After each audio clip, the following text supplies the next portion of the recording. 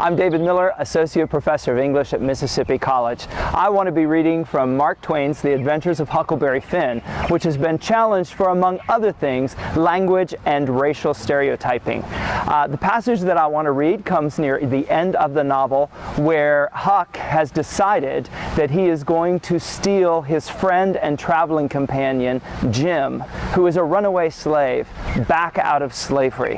He has written a note to Miss Watson, who owns Jim, and he is trying to contemplate now what his next move will be. I felt good and all washed clean of sin. For the first time I ever felt so in my life, and I knowed that now I could pray. But I didn't do it straight off, but I laid that paper down and sat there thinking about how good it was that all this had happened, and how I came near to being lost and going to hell. And I went on thinking and got to thinking about our trip down the river. And I see Jim before me all the time, in the day, in the nighttime, sometimes the moonlight, sometimes the storms, and we floating along, talking, singing, and laughing. But somehow I couldn't seem to strike no places to harden me against Jim, but only the other kind. I'd see him standing my watch on top of his'n, instead of calling me so I could go on sleeping.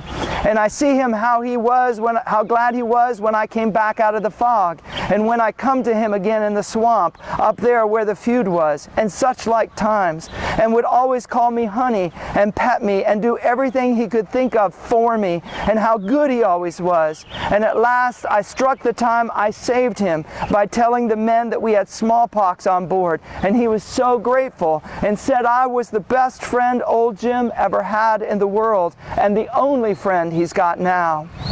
And then I happened to look around and see that paper, and it was a close place, and I took up that letter and held it between my hands, and I was a-trembling because I knew I got to decide forever betwixt two things, and I knowed it. I studied a minute, sort of holding my breath, and then I says to myself, all right, I'll go to hell.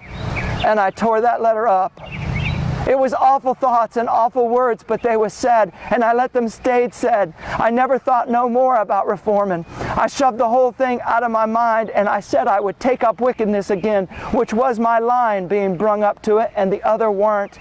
And for a starter, I was going to go to work and steal Jim back out of slavery again.